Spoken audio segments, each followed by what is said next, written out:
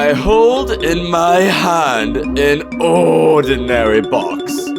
But this box is no ordinary box. No.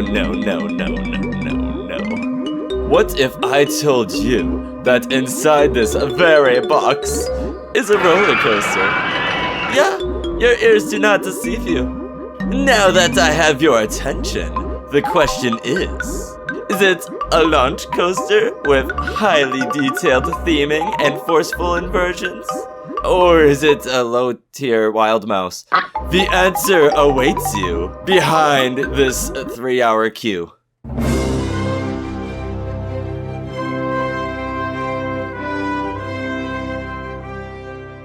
Thanks to visits to Disney World parks as a kid, I've always been intrigued by indoor roller coasters. There are 650 indoor roller coasters listed on Roller Coaster Database, and that's not including all of the indoor roller coasters that exist. In the year 1975, everyone was raving about, no, we will get to you later. In the year 1975, everyone was raving about Space Mountain. Space Mountain is legendary. It is the first roller coaster to include a dark ride experience.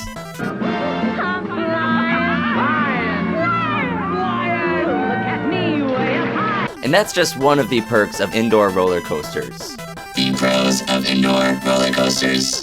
Some of the pros of indoor roller coasters are open in bad weather, a way to escape the hot sun, element of mystery, immersive theming, and pitch black spookies. The cons of indoor roller coasters. Drawbacks of indoor roller coasters include they are expensive for parks. Some of these indoor roller coasters cost even more than an unthemed Giga Coaster would, but the storytelling is the payoff. Indoor roller coasters are typically of smaller scale, but that's not objectively bad. And there are different types of indoor roller coasters, which I've decided to break down into 5 categories. We've got the dark ride coaster, the coaster in a box, the mall coaster / indoor park coaster, the partially indoors coaster, and last but not least, the newly enclosed roller coasters that used to be outdoors. Dark ride coaster is themed enclosed roller coaster resembling that of a dark ride. Previously mentioned, Space Mountain at Magic Kingdom. Opened in 1975, it is a legend of indoor roller coasters. It is usually the first example that you think of, or the first example that most people think of. It is part coaster in a box, but it has its themed moments. You get the best of both worlds. Nice theming, but also near pitch black darkness. Space Mountain is that ride that a lot of people remember being pretty intimidating as a kid, but then they go on YouTube and they check out a point of view video of it with the lights on and they're like, oh, this ride's for babies. It's not even that scary. Space Mountain at Disneyland Paris, on the other hand, completely different story. It's highly regarded as the best Disney coaster ever as De la Terre à la Lune. You are 100% wrong. I mean, nothing you've said has been right. A high-thrill inverting roller coaster based on the 1865 Jules Verne novel From the Earth to the Moon. It featured mesmerizing theming and incredible cinematic music. This version of Space Mountain featured its signature moon and launch from a cannon. Then came a not as imaginative Mission 2 rebranding with downgraded visuals and a breakbeat music soundtrack with a polar opposite mood from that of the former ride score.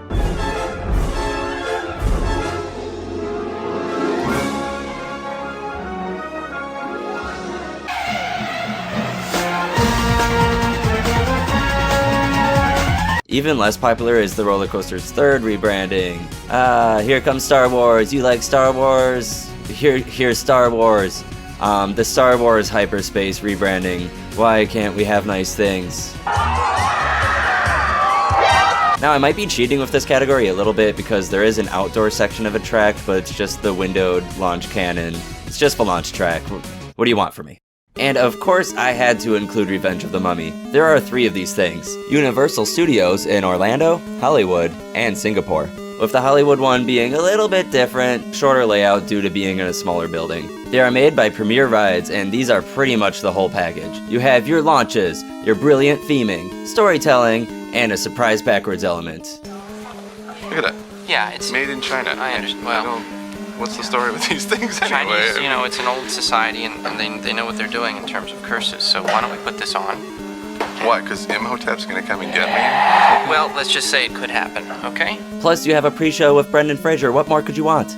What's that? A pre-show with Aerosmith? Then I have the perfect coaster for you. See, in 1975... No, wait. Oh, 1999. While Disney was looking for a band to headline the Rock and Roller Coaster, a lot of the bands were asking for just way too much money. They wound up getting Aerosmith on board, like, well after the ride was already pretty far into construction. Just, you know, so long as the soundtrack includes the song 9 Lives? Okay, now I remember that song. Where was I? Okay, this one has everything. Take a drink every time I say that. This one has a campy pre-show. Wait a minute. I love that idea.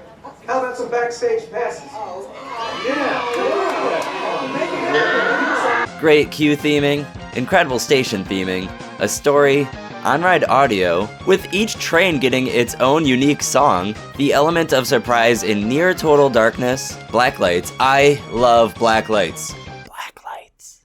And of course, a launch and inversions providing what was the most intense Disney coaster experience at the time of its opening, something nobody saw coming. I personally never was the biggest Aerosmith fan, but something about the ride I got hearing Sweet Emotion was absolutely serene paired with the feeling of soaring through a city at night. Every ride on this thing feels like you're getting a night ride. I also thought I would mention Laugh Track at Hershey Park. It's a roller coaster themed to... Does anyone know what to call this aesthetic? It's just bonkers. It includes a lot of cutouts and blacklights that make them glowy, kind of like Rock and Roller Coaster, although it has some of the most ugly illustrations I've ever seen. It is glowy. Black lights. And the last roller coaster I'm going to talk about in this blown out category, the Dark Knight coaster at various Six Flags parks. My home park has an indoor coaster, and I didn't even ride it for several years after it opened. This roller coaster had the element of mystery, being entirely hidden in a warehouse-esque box. But this did not work out to its advantage. The Dark Knight coaster is a run-of-the-mill Wild Mouse coaster with little theming and not much going for it at all. Upon opening, the general public didn't know what was waiting for them inside, and I'm sure the hours of waiting in line for this low-capacity machine wasn't super worth it. When I did eventually ride it, it was funny, it was cute, and I didn't ever have to ride it again. Oh my god. Don't let this horn blow my freaking ear. Also, I was undelightfully surprised when I touched a large wad of snot on the handrail while I was in line. It was a Six Flags day. Six Flags! More flags! More fun! Alright, category 2, coaster in a box. A non-themed enclosed coaster.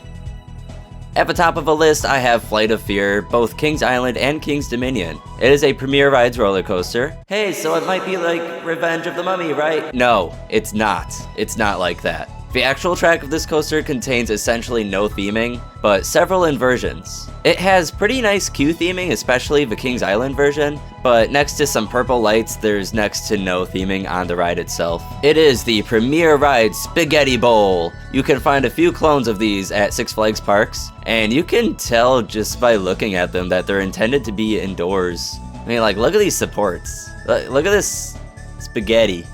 Spaghetti. Why is this bowl of spaghetti sitting outside in the hot sun? That's just bad spaghetti etiquette. Spaghetti-kit.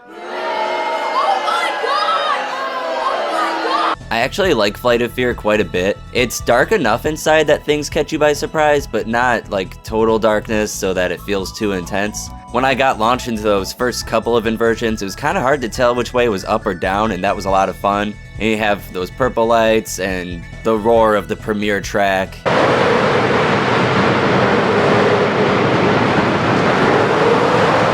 The ride ends with a bang throwing you hard into that corkscrew, and it's awesome. Thank goodness for the lap bars on these things. Flight of Fear is an underrated ride. Make sure that you go to Kings Island and Kings Dominion's Yelp pages. Rate them 5 stars, give them good reviews on their spaghettis. Tell them they have good spaghettis, okay? The Black Hole at Alton Towers. The Alton Towers response to Space Mountain. A Schwarzkopf Jetstar 2 in a tent. It was a compact coaster that had started in total darkness, but eventually had lights added so that riders could brace themselves for the intense turn after the drop. And this just serves as proof that not everything translates to an indoor coaster, but this ride certainly had its fans. Moving on to our third category, the mall coaster slash indoor park. Meet you at the mall.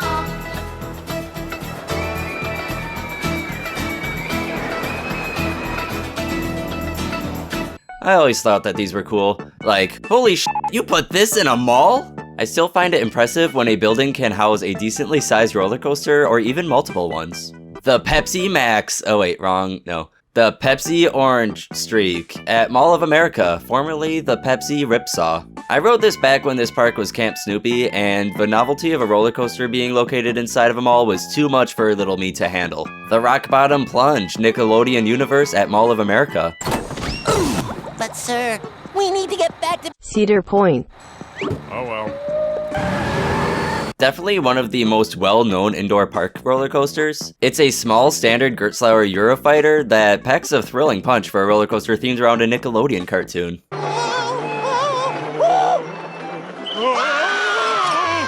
With its beyond vertical drop, it's a great representation of the show's episode that the ride is based on. Canyon Blaster at Adventure Dome. More to do, more to see, more fun than you've ever thought possible. Not only double the fun, but double the savings.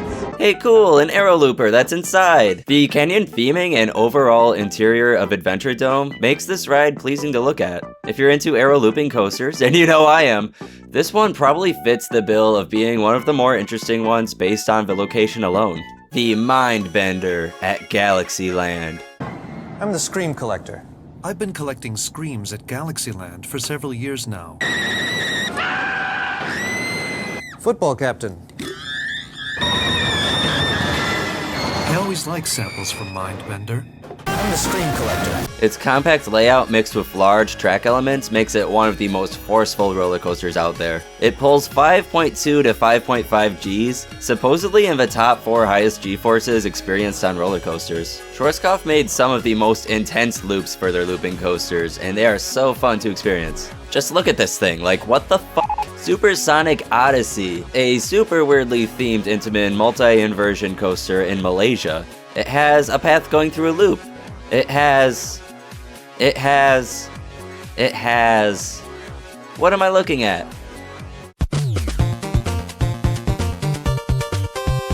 Next is a roller coaster currently under construction, the TMNT Shellraiser, Nickelodeon Universe in New Jersey. A massive Takabisha clone with a 0.5 degrees steeper drop. This makes it the steepest drop in the world. Wow, that's kind of petty.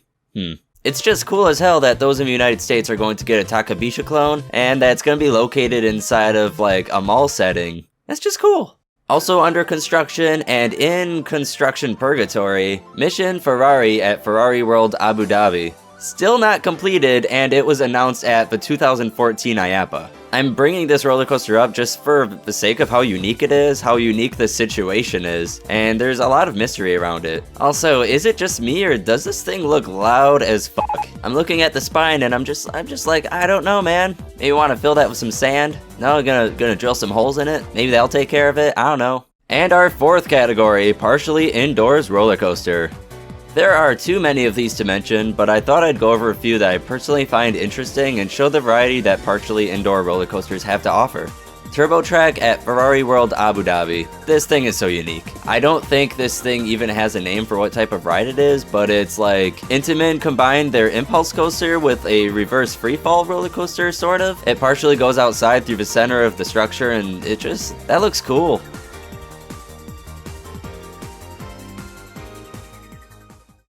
Arthur at Europa Park. I wanted to include this ride because Mack Rides really made a nice coaster slash dark ride hybrid. It's a unique spinning suspended coaster that has incredibly themed trains, and the ride's theming in general is pretty great, although it features forbidden gremlin children. No. No.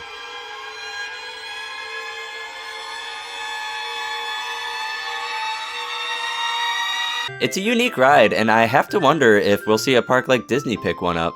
New drinking game, take a drink every time I say unique. Saw the ride at Thorpe Park is a unique ride. Oh, fuck. It's known for being rough. It's often said that the ride experience is too short as well. But holy shill. Saw has a ride. It even has an effect of water spraying at guests, which is implied to be blood, and that is just wonderfully twisted. This thing looks terrifying, and I welcome all spooky roller coasters with dark sections.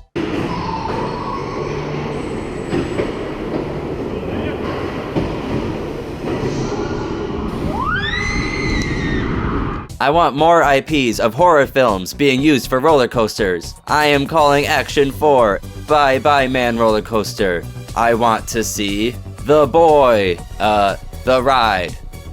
The Boy, the ride. And last but certainly not least, for Bolton at Busch Gardens, Williamsburg. It's not generally as loved as the coaster it replaced, Big Bad Wolf, but it has a lot going for it. The ride features 3 randomized storylines, kinda like Mystic Timbers, but you know, sort of cohesive actually. 1. A seemingly peaceful forest spirit that turns on you. 2. A violent storm that will destroy your vehicle. 3. The Big Bad Wolf. Hey, it's just like the... Best of all, the indoor section of this ride features a surprise freefall drop track, which terrifies the living shit out of unsuspected riders. One of the 5 trains on this coaster, yes, 5 trains, has Wolf Crossing on the license plate. Hey, it's just like our 5th and final category of indoor roller coasters, newly enclosed coasters. Psych Underground at Wallaby, Belgium is an enclosed Schwarzkopf shuttle loop. Psych Underground, Psyche Underground, I don't know. I just know that I desperately want to ride on this thing. It was partially enclosed in 1999 to reduce noise, and then in 2013 they went all in and enclosed the rest of it. The queue even passes the flywheel launch mechanism. You already know how I feel about neon lights and black lights, I love this! The train launches past strobe lights, and this thing is a trip. Psyche Underground.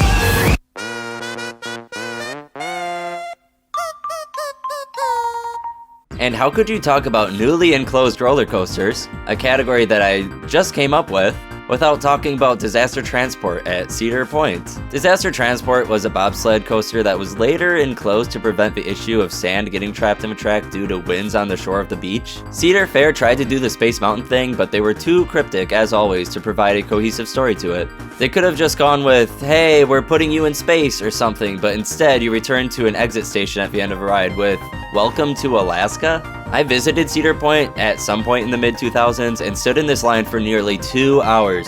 I barely missed the credit because the ride had to close. Apparently Disaster Transport suffered from a lot of mechanical issues. So, the way I explained this ride makes it sound pretty bad and confusing, right? This is unfortunately how most remember it.